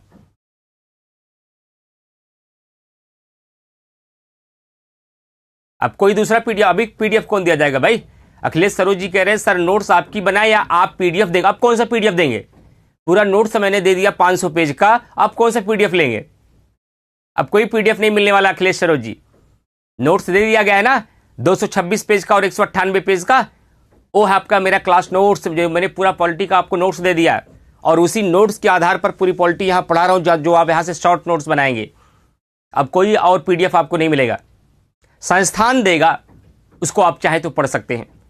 अगर पीडब्ल्यू का कोई प्रिंटिंग पीडीएफ दिया जाता है वो आप पढ़ सकते हैं, वैसे बहुत जरूरी नहीं है, आपको इतना पर्याप्त है आपके लिए। अगर मिलेगा संस्थान का तो लक्ष्मीकांत भी पढ़ने की जरूरत नहीं पड़ेगी, इससे काम हो जाएगा।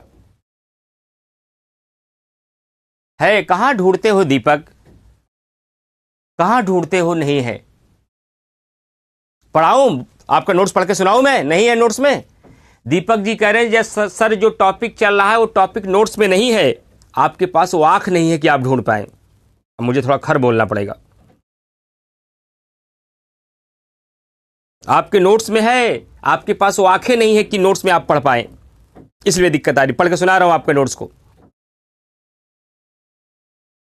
264 पेज का नोट्स है दीपक जी, 264 पेज का नोट्स है, और इस पेज के पेज नंबर 24 या 25 पे ये लिखा होगा। जरा पढ़िए ध्यान से, मैं पढ़ रहा हूं, वही ध्यान से सुनिएगा। संविधान में अल्पसंख्यक के संबंध में किए गए प्रावधान, ये मैं नोट्स पढ़ रहा हूं अपना, जो मैंने लिखाया है और आपको दे दिया है। भारतीय संविधान के अंतर्गत अल्पसंख्यक वर्गों को भी सुरक्षा का ध्यान दिया गया है, क्योंकि संविधान निर्माता इस बात से परिचित थे कि बहुसंख्यक समाज से यदि अल्पसंख्यक समाज को सुरक्षा नहीं दी गई तो भविष्य में भारत जैसी वैविध्यपूर्ण देश में देश की एकता और अखंडता का खतरा बना रहेगा। इसलिए आर्टिकल 29 और आर्टिकल 30 के मध्य अल्पसंख्यक वर्गों के हितों का संरक्षण का प्रावधान किया गया, जो निम्नलिखित है। आर्टिकल 29 क्लॉज 1, प्रत्येक नागरिक को अपनी भाषा, अपनी लिपि और अपनी संस्कृति को बनाए रखने का अधिकार होगा। आर्टिकल 29 क्लॉज 2, राज्य द्वारा वित्त पोषित शिक्षण संस्थानों में धर्म, जाति, वंश, भाषा के आधार पर प्रवेश में भेदभाव नहीं किया जाएगा। अनुच्छेद 30, अनुच्छेद 350 का। उसके बाद भारतीय संविधान में महिलाओं के लिए किए गए महत्वपूर्ण प्रावधान। सब तो लिखा है मेरे भाई, कहाँ ढूंढ रहे हो? किसी ने कहा मोबाइल चोरी हो गई, मोबाइल चोरी हो गई। हाँ, मेरा भी मोबाइल चोरी हो गया। पहले देखो मोबाइल हाथ में है भाई, कहाँ मोबाइल चोरी हो गई, पहले चेक किया करिए अच्छे से। मैंने तो बोल दिया है, कंफ्यूजन किस बात का रे मेरे भाई, इतना कंफ्यूजन हो रहा है। दूसरे नोट्स में न्यायपालिका विधायिका से शुरुआत है, पहले नोट्स में भारतीय संविधान का परिभाषा सबसे पहला हेडिंग लिखी गई है। तो इतना तो पता है भैया कि जूता से कपड़ा पहनने की शुरुआत करते हैं कि शर्ट से। इतना तो पता है ना कि सर जूता भी रखा था, कपड़ा भी रखा था, हमने पहले जूता पहन लिया। अरे भैया इतना नहीं जानते कि जूता बाद में पहना जाता है? अरे पॉलिटी नहीं पढ़े, इतना तो जानते हो कि पॉलिटी में संसद बाद में आता है, संविधान का अर्थ पहले आता है, भारतीय संविधान की विशेषता पहले आती है। काहे का बात का नोट्स है भाई? स्नातक कर चुके हैं ना, बीए पास हैं, इंटर पास हैं, आप लोग नहीं हैं। इंटर पास वाले बच्चों को इतना नहीं पता कि पहले संविधान की विशेषता आती है पहले संसद। दूसरे पार्ट में संसद से शुरू है बाबू। पहले पार्ट में भारतीय संविधान की विशेषता है, संविधान का अर्थ है, संविधान संशोधन है, अनुसूचियां हैं, भाग है, स्रोत है। पहला पार्ट वाला 264 पेज का है, दूसरा पार्ट 198 का है। मेरे से नहीं चलेगा बहाना, ध्यान रखिएगा। घर में मम्मी पापा से बहाने करके आप फंसा सकते हैं, मेरे से एक्सक्यूज देंगे तो मैं साबित कर दूंगा आपका एक्सक्यूज गलत है। ये कोई एक्सक्यूज नहीं है कि अरे सर 2 पार्ट है इसी में कंफ्यूज होगा। काहे का कंफ्यूजन हो गया? किस बात का कंफ्यूजन हो गया भाई? दूसरा पार्ट विधायिका से शुरू है, विधायिका से कभी पॉलिटी शुरू होती है? पॉलिटी संविधान के अर्थ से शुरू होती है। पहले पार्ट में संविधान का अर्थ है। अध्ययन कर ही नहीं रहे, पॉलिटी को नोट्स खोल ही नहीं रहे, बस केवल बहानेबाजी चल रही है। देखिए अच्छे से सब कुछ दिया गया है। चलिए कोई बात नहीं, तो मजाक कर रहा था आप लोगों के साथ, थोड़ा समझा रहा था कि एक्सक्यूज नहीं, चलो बहाने नहीं करो, अच्छे से देखो सब दिया गया है। तो 29 और 29 क्लॉज 2 हो गया। अनुच्छेद 30 क्या कहता है? अनुच्छेद 30 कहता है कि जो भाषाई और धार्मिक अल्पसंख्यक है वह अपनी इच्छा के अनुसार शिक्षण संस्थानों की स्थापना कर सकते हैं। क्या कर सकते हैं? शिक्षण संस्थानों की स्थापना कर सकते हैं और उस पर प्रशासन भी कर सकते हैं। क्या कर सकते हैं? और उस पर अपना प्रशासन भी कर सकते हैं। ये बात 30 में लिखी गई। इसके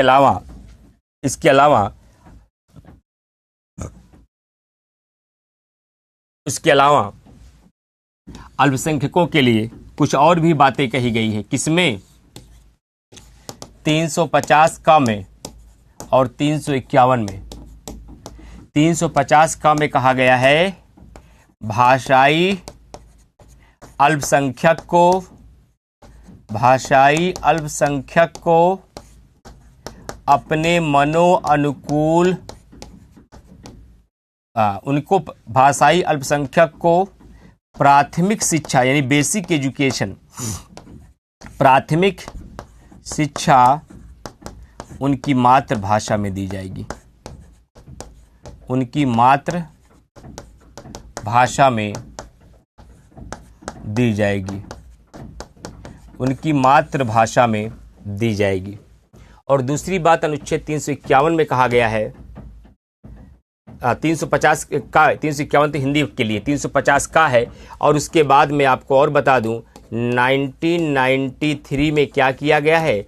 एक अल्पसंख्यक आयोग का गठन भी किया गया है। एक अल्पसंख्यक आयोग का गठन भी किया गया है। गठन भी किया गया है। एक अल्पसंख्यक आयोग का गठन भी किया गया है। ये भारतीय संविधान के अंतर्गत अल्पसंख्यकों के लिए किए गए प्रावधान हैं। कुछ और बता देता हूं मैं, आज के सेशन का सबसे अंतिम टॉपिक है। आज के सेशन का सबसे अंतिम टॉपिक है कौन सा? कि महिलाओं और बच्चों के लिए किए गए प्रावधान। भारतीय संविधान में महिलाओं के लिए और बच्चों के लिए क्या प्रावधान किए गए हैं? भारतीय संविधान में महिलाओं के लिए और बच्चों के लिए किए गए प्रावधान क्या है? किए गए प्रावधान क्या है? महिलाओं और बच्चों के लिए क्या क्या प्रावधान किए गए हैं, इसको भी ध्यान रखिएगा। महिलाओं और बच्चों के लिए अगर प्रावधान की बात की जाए फ्रेंड्स, तो ध्यान रखिएगा, महिलाओं के लिए पहला प्रावधान 15 क्लॉज 3 में किया गया है, जिसमें कहा गया है राज्य यदि चाहे तो बच्चों और महिलाओं के लिए विशेष प्रावधान कर सकता है। महिलाओं के लिए विशेष प्रावधान कर सकता है। विशेष प्रावधान कर सकता है। महिलाओं और बच्चों के लिए विशेष प्रावधान कर सकता है। 15(3) में ये बात है। इसके आगे अगर आप चलते हैं तो भारतीय संविधान का एक आर्टिकल मिलता है, आर्टिकल 39D, जिसमें कहा गया है स्त्रियों एवं पुरुषों के लिए क्या किया जाएगा? समान कार्य के लिए समान वेतन दिया जाएगा। समान कार्य के लिए समान वेतन दिया जाएगा। ये आपने पढ़ा होगा कहीं न कहीं ज़रूर। समान वेतन दिया जाएगा ताकि लैंगिक समानता आ सके। ताकि क्या आ जाए? लैंगिक समानता आ जाए। इसी में बच्चों को अगर जोड़ दें तो अनुच्छेद 21 में कहा गया है क्या? 21 में बच्चों को शिक्षा का अधिकार दिया गया है। बच्चों को क्या दिया गया है? शिक्षा का अधिकार दिया गया है। शिक्षा का अधिकार दिया गया है। कितने वर्ष के बच्चों को? 6 से 14 वर्ष के बच्चों को। और अनुच्छेद 24 भी कहीं ना कहीं अनुसूचित जातियों और जनजातियों के साथ बच्चों के लिए बात कहता है, क्योंकि यहाँ 14 वर्ष से कम आयु के बच्चों की बात कही गई है। कम आयु के बच्चों की बात कही गई है। इसके अलावा आपने एक आर्टिकल DPSP में पढ़ेंगे, अनुच्छेद 45। इसमें कहा गया है जो राज्य है यानी कि सरकार, ये 6 वर्ष से कम आयु के बच्चों को 6 वर्ष से कम आयु के बच्चों के लिए कौन सी व्यवस्था करेगी? शिक्षा और पोषण की व्यवस्था करेगी। शिक्षा और पोषण की व्यवस्था करेगी। इतना ही नहीं, बच्चों के लिए 51 में अभिभावकों को कर्तव्य दिया गया है। 51 का मतलब फंडामेंटल ड्यूटी। अभिभावक को, गार्जियन को कर्तव्य के रूप में कहा गया है कि अपने 6 से 14 वर्ष के बच्चों को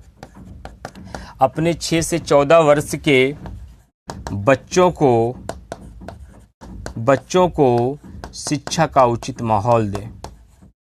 शिक्षा का उचित माहौल दें। शिक्षा का उचित माहौल दें।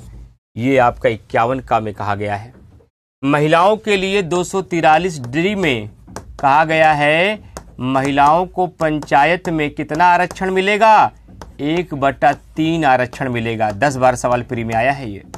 1/3 आरक्षण मिलेगा महिलाओं को।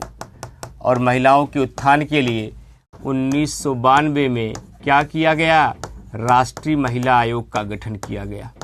राष्ट्रीय महिला आयोग का गठन किया गया है ताकि महिलाओं के अधिकारों की सुरक्षा की जा सके। महिलाओं के अधिकारों की सुरक्षा किया जा सके। और समसामयिक मुद्दे की अगर मैं बात करूं, करंट अफेयर की मैं बात करूं, समसामयिक मुद्दे की अगर मैं बात करूं, तो महिलाओं के लिए एक सुविधा और मिल गई। अब क्या मिल गई? 106वां संविधान संशोधन अधिनियम। 106वां संविधान संशोधन अधिनियम, जिसे कहा जा सकता है नारी शक्ति वंदन अधिनियम। इसके माध्यम से अब महिला को क्या मिल गया? इसके माध्यम से महिला को अब लोकसभा में, विधानसभा में 1/3 आरक्षण दे दिया गया है, जो कि अभी लागू नहीं हुआ है। और ये सवाल IAS 2024 प्री में पूछा गया था। IAS 2024 प्री में पूछा गया था, ध्यान रखिएगा। ये सवाल सेम ही यही सवाल पूछा गया था। 351 में एक्चुअली मामला क्या है? वो हिंदी भाषा के विकास को लेकर के है। वो स्पष्ट रूप से महिलाओं के लिए नहीं आएगा। उर्मिला कुशवाहा, 351 के तहत राज्य को हिंदी भाषा के विकास के लिए निर्देश दिया गया है, तो 351 को वहां कट कर दीजिए।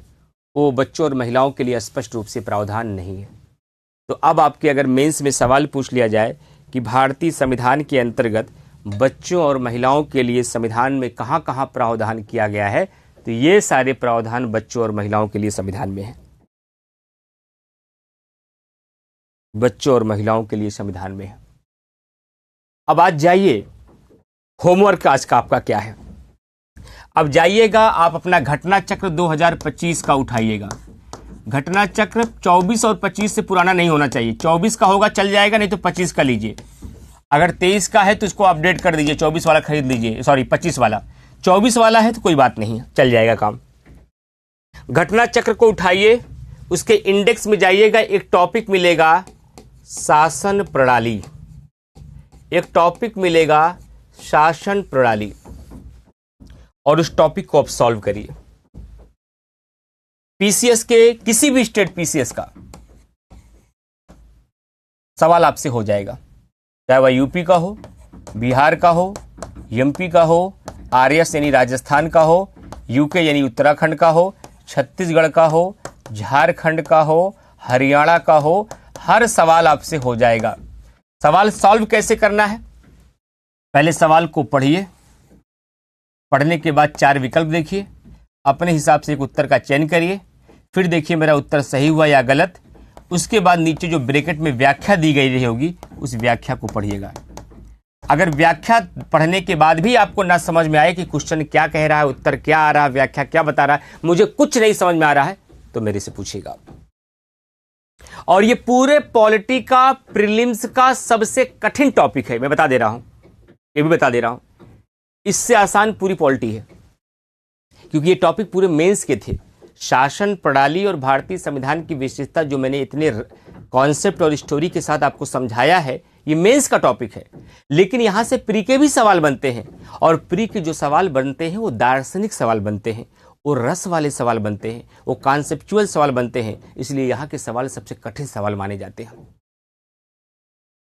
तो जो भी टॉपिक होगा, टॉपिक में लिखा गया होगा शासन प्रणाली, उस पेज पर जाइएगा, लगभग 100 सवाल आए होंगे। उन सवालों को सॉल्व करिए। कितनी बार? 10 बार। एक बार में काम नहीं चलेगा साहब। अभी आपका पॉलिटी और एक सब्जेक्ट कोई और चल रहा हो, आपके पास खूब समय है, मेहनत करिए, 10 बार सॉल्व करिए, 10 टाइम। और एक चीज बताता हूं कैसे सॉल्व करना है। सॉल्व करते समय जो जो सवाल आपके गलत होते जाएं, उस सवाल को आप गोला करते जाइएगा। 100 में कम से कम 25-30 गलत होंगे आपके मिनिमम, उसमें गोला करते जाइएगा। लेकिन जो सवाल आप गोला करेंगे उसको फिर से व्याख्या से हमसे पूछ कर कैसे भी करके उसको आप सीखेंगे। दोबारा जब फिर सॉल्व करेंगे, फिर सॉल्व करते समय चेक करिएगा जो पहली बार गलत हुआ था वो दूसरी बार सॉल्व करते समय सही हो रहा है या नहीं सही हो रहा है। सही हो जाए तो गोला मिटा दीजिएगा। इसीलिए पेंसिल का यूज करना है, पेन का नहीं, ध्यान रखिएगा। घटना चक्र में कोई बच्चा पेन का यूज नहीं करेगा। व्याख्या में इंपॉर्टेंट पॉइंट को नोट करते समय आप पेन का यूज कर सकते हैं, बाकी आप क्वेश्चन में आंसर टिक लगाते समय, क्वेश्चन में गोला करते समय पेंसिल का यूज करेंगे। अगर दोबारा फिर गलत हो रहा है तो डबल गोला लगा दीजिएगा। इसका मतलब वो कॉन्सेप्ट आपके दिमाग में नहीं घुस रहा है, इसका मतलब है वो फैक्ट आपको नहीं याद हो रहा है। आप एक बार नहीं, पाकिस्तान की तरह बार बार गलती कर रहे हैं। तब उसका अलग से आपको नोट्स में इसको नोट करना होगा। तब उस गोले को आपको कभी नहीं छोड़ाना है जब तक कि वो गोला आपका सही ना हो जाए। ये क्वेश्चन मेरा गलत हो रहा है। जब शासन प्रणाली का पूरा टॉपिक आप सॉल्व करेंगे, हो सकता है 4 से 5% इस बात की संभावना बन सकती है कुछ नया फैक्ट मिल जाए, कुछ नया कॉन्सेप्ट मिल जाए। हो सकता है जिसकी चर्चा मैंने क्लास में भी ना की हो सकता है वो आपके नोट्स में भी ना हो। अगर ऐसा 4-5% कोई फैक्ट या कॉन्सेप्ट मिलता, रोने मत लगिएगा ये क्या हो गया, मैं तो बर्बाद हो गया, लूट गया। क्योंकि घटना चक्र में पूरे भारत के सभी स्टेट के सवाल हैं, आईएएस के सवाल हैं, समीक्षा अधिकारी के सवाल हैं, और मैं पूरा फोकस्ड यूपी पीसीएस के एग्जाम और आईएएस पीसीएस को लेकर के मैं कर रहा हूं। तो कुछ हो सकता है 4-5% नए फैक्ट मिल जाए जो आपके एग्जाम के लिए बहुत प्रासंगिक नहीं था, इसलिए मैंने चर्चा उसकी ना की हो। लेकिन ऐसा नया फैक्ट और कॉन्सेप्ट आता है जो आपके नोट्स में ना हो, मैंने उसकी चर्चा ना की हो, ये लगता है ये तो नया ज्ञान है जो घटना चक्र मुझे दे रहा है। उसको अपने नोट्स में जाकर ऐड ऑन कर लीजिएगा। क्या कर लीजिएगा? ऐड ऑन, जिसकी आने की संभावना पॉइंट में है, लेकिन हम लोग पॉइंट में भी गलती करना नहीं चाह रहे हैं। बाई द वे अगर आ जाए तो वो भी आपका गलत ना होने पाए। ये तरीका है मेरे भाई, इसी तरीके से जीवन में आगे बढ़ना है, इसी तरीके से आपको मेहनत करना है। इतने अनुशासन के साथ, इतनी बारीकियों के साथ, इतनी रेगुलरिटी के साथ यदि कर लिया तो बहुत मजा आएगा आपको। बाकी कमेंट करके बताइए किसी बच्चे का कोई सवाल तो नहीं। आज भारतीय संविधान की विशेषता का टॉपिक समाप्त हो गया। कल आप नोट्स पढ़ के आइएगा। कल मैं संविधान संशोधन पढ़ाऊंगा। कल मैं क्या पढ़ाऊंगा? कल मैं संविधान संशोधन पढ़ाऊंगा। मजा आ जाएगा कल संविधान संशोधन पढ़ के। आगे और मजा है, मैं बता दे रहा हूं। पूरे पॉलिटी का सबसे कठिन टॉपिक ये है। अगर ये आप विद्यार्थियों को समझ में आ गया तो पूरी पॉलिटी में ऐसा कुछ नहीं जो आपको समझ में नहीं आएगा। अगर मेरे से कोई पूछा जाएगा पूरे पॉलिटी का सबसे टफ टॉपिक क्या है, ये सबसे टफ टॉपिक है। ये सबसे टफ टॉपिक है।